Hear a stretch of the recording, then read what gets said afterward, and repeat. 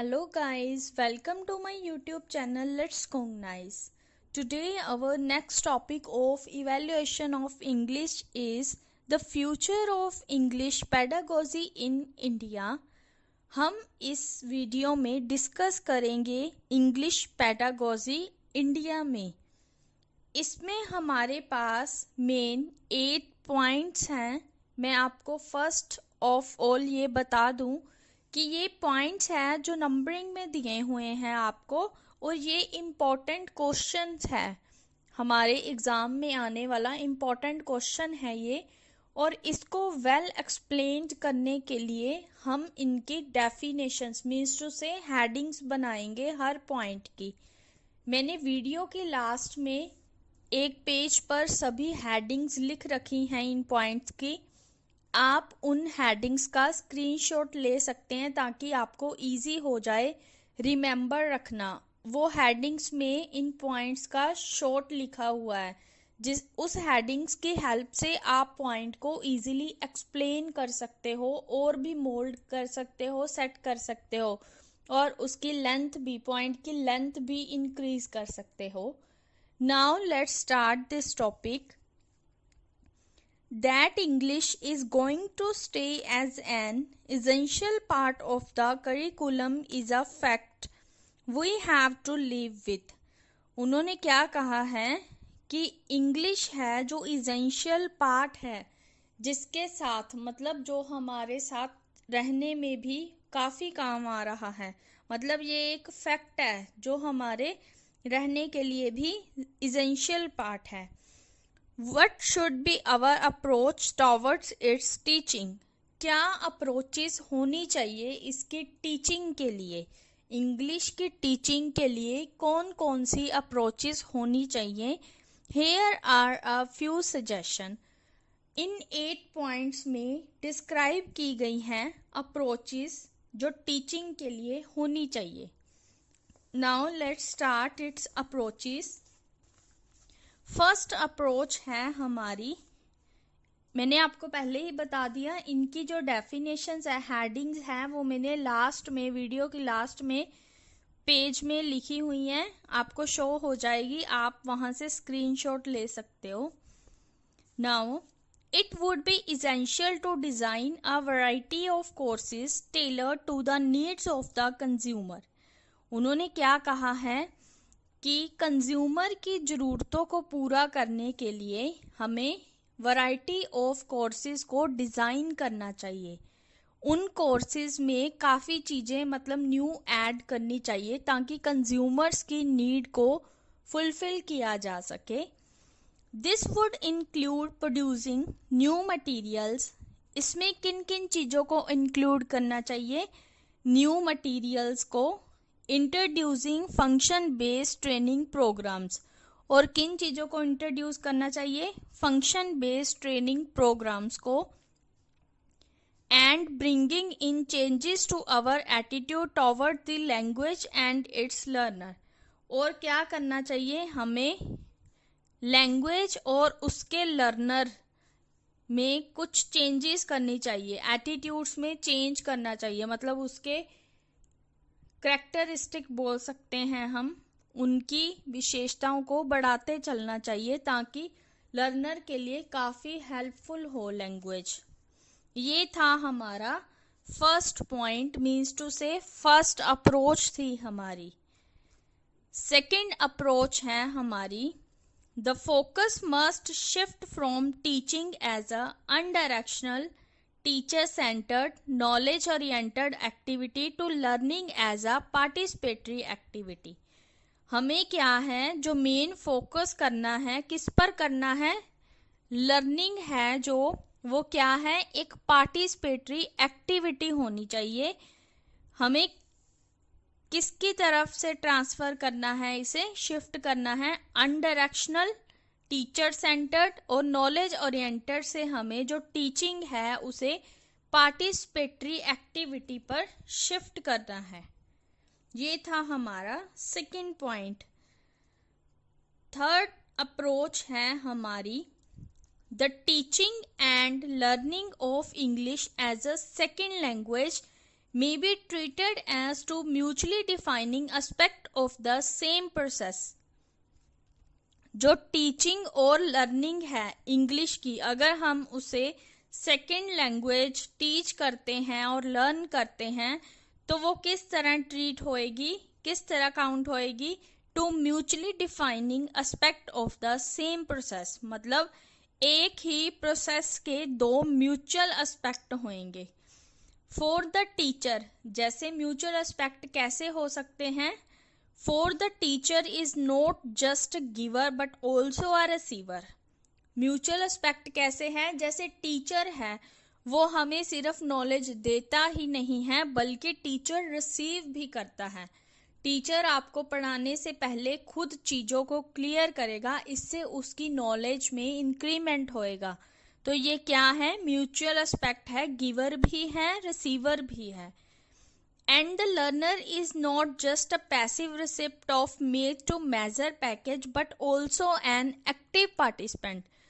यही बात उन्होंने लर्नर के लिए बोली है कि लर्नर अकेला पैसिव रिसिप्ट ही नहीं है बल्कि वो एक्टिव पार्टिसिपेंट भी है. ये थी हमारी थर्ड अप्रोच म्यूचुअल एस्पेक्ट की. नेक्स्ट फोर्थ अप्रोच है हमारी each teacher in the process of teaching. means to say her teacher है जो टीचिंग की प्रोसेस में should create an atmosphere, मतलब टीचर को एक ऐसा एटमोसफियर क्रिएट करना चाहिए which can help learner, जिससे क्या है लर्नर्स को हेल्प मिल सके. learn how to learn, किस चीज की हेल्प मिल सके?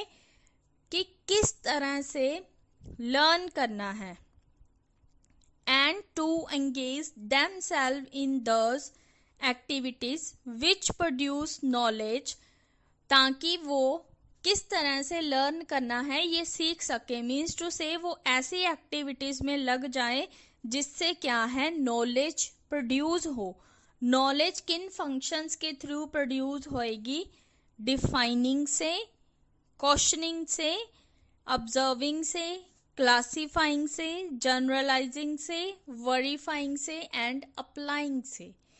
ये कुछ मेथड्स हैं नॉलेज को प्रोड्यूस करने के. ये स्टेप्स हैं जैसे defining, questioning, observing, classifying, generalising, verifying and applying. ये थी हमारी fourth approach, learn how to learn. Fifth approach है टीचिंग की, learn must be equipped to operate language as a finite system of rules and use these rules in a variety of socio-culture settings. जो learner है वो equipped होना चाहिए, मतलब उसे सब कुछ पता होना चाहिए कि एक लैंग्वेज को किस तरह से ऑपरेट करना है, एक लैंग्वेज पर किस तरह से वर्क करना है, कैसे एक लैंग्वेज को सीखना है. क्योंकि लैंग्वेज है जो उसके फाइनाइट सिस्टम ऑफ रूल्स होते हैं और इन रूल्स को हम variety of socio culture setting में यूज कर सकते हैं. मीन्स टू से हम अपनी सोसाइटी में, कल्चर में यूज कर सकते हैं. They need to know that many different forms can be use to perform one function. उन्हें ये भी जानना जरूरी है कि डिफरेंट फॉर्म से हम एक फंक्शन परफॉर्म कर सकते हैं, मतलब अलग अलग वैरायटी से हम एक फंक्शन परफॉर्म कर सकते हैं. And also that a single form can serve a variety of function. और उन्होंने क्या कहा है? एक सिंगल फॉर्म से हम वैरायटी ऑफ फंक्शंस परफॉर्म कर सकते हैं. ये था हमारा फाइनाइट सिस्टम ऑफ रूल्स, मतलब लर्नर को पता होना चाहिए कि लैंग्वेज को किस तरह से ऑपरेट करना है. डिफरेंट फॉर्म से हम एक फंक्शन परफॉर्म कर सकते हैं और एक सिंगल फॉर्म से डिफरेंट फंक्शंस भी परफॉर्म कर सकते हैं. ये थी हमारी फिफ्थ अप्रोच.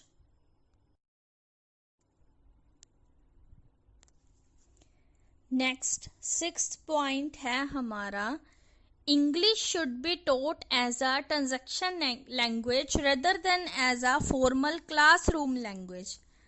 इंग्लिश को किस तरह से टीच किया जाना चाहिए? ट्रांजैक्शन लैंग्वेज की तरह, बल्कि फॉर्मल क्लास लैंग्वेज की बजाय इसे ट्रांजैक्शनल लैंग्वेज की तरह टीच किया जाना चाहिए. Mean to write answer on literary topics only. इनका मतलब क्या है? ओनली लिटरेरी टॉपिक्स पर ही आंसर लिखे जाने चाहिए.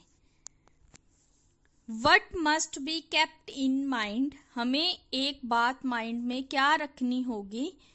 Exposure to a rich variety of linguistic and socio culture material with its focus on what to say when and how are of paramount importance. इसमें उन्होंने क्या बताया है? किस चीज पर फोकस किया गया है? what to say when and how मतलब क्या कहना है, कब कहना है और कैसे कहना है.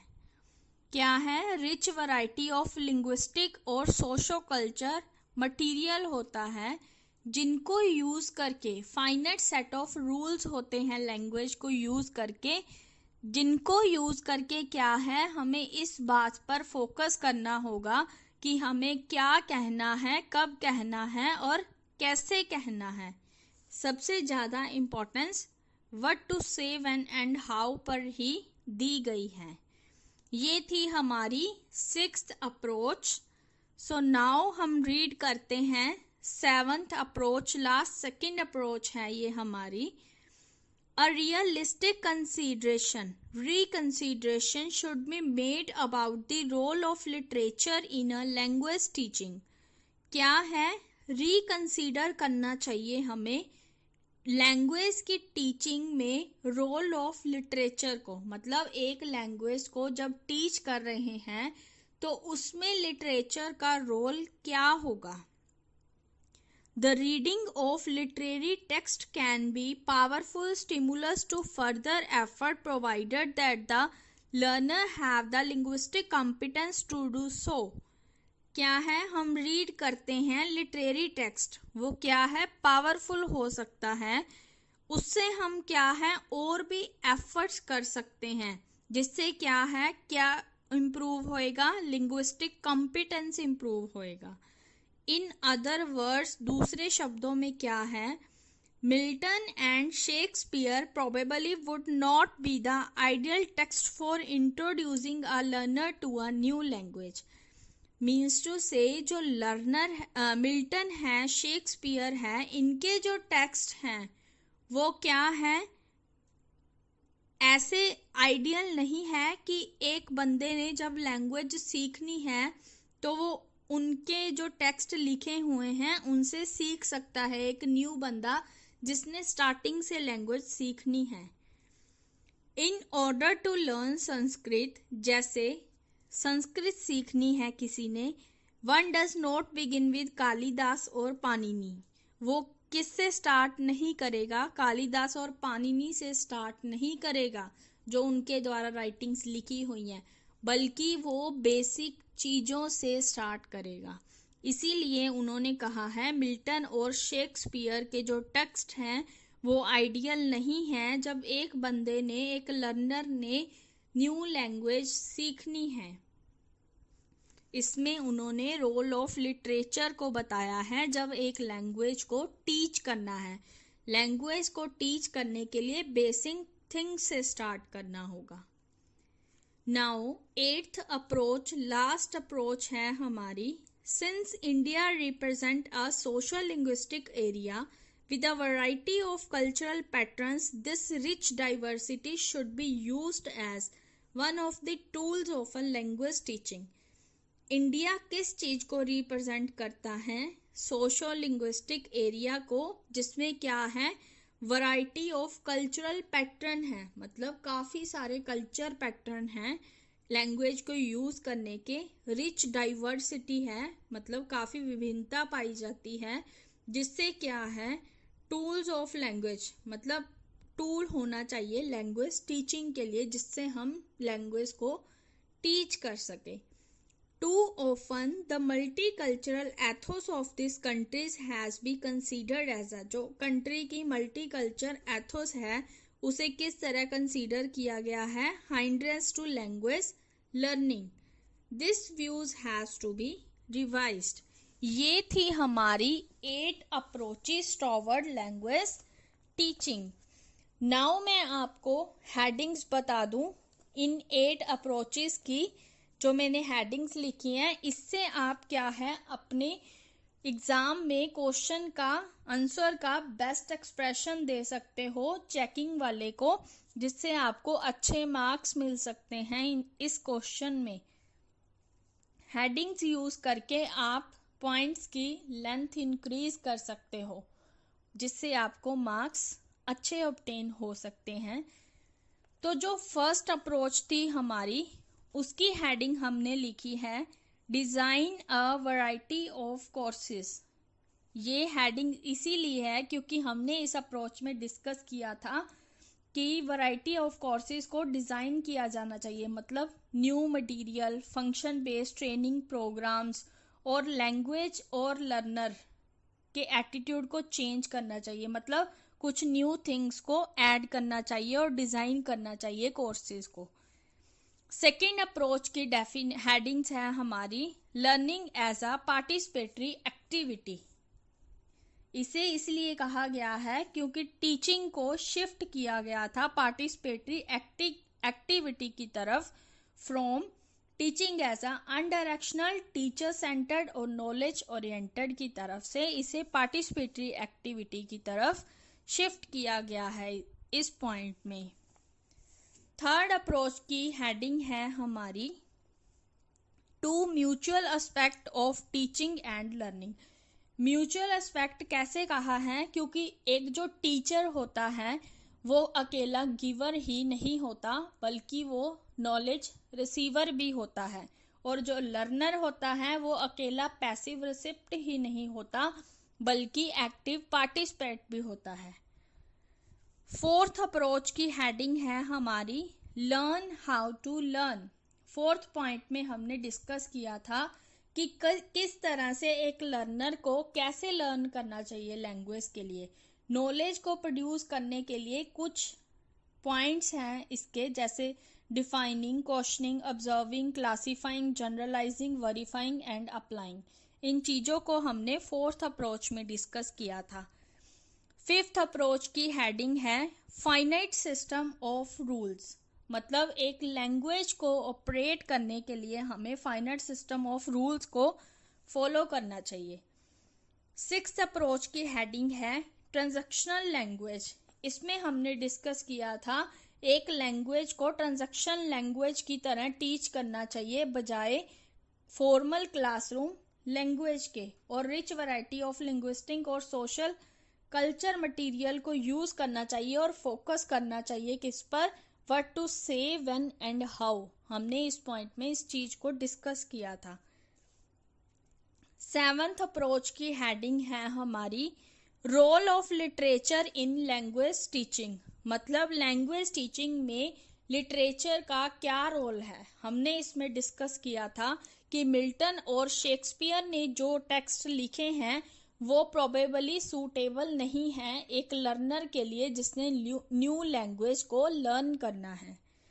लास्ट अप्रोच की हेडिंग है हमारी social linguistic area with variety of patterns and tools. जो इंडिया है उसने रिप्रेजेंट किया है सोशल लिंग्विस्टिक एरिया को वैरायटी ऑफ कल्चरल पैटर्न के साथ और टूल्स के साथ, जिससे हम लैंग्वेज को टीच कर सकते हैं. आई होप आपको ये जो पेडागोजी है, फ्यूचर है इंग्लिश पेडागोजी इन इंडिया का अच्छे से समझ आ गया. अगर आपको ये वीडियो अच्छा लगा तो don't forget to subscribe this channel and hit the bell icon to get notification of all more updating new videos related to MEG 10. Thank you guys. Bye bye. Have a nice day.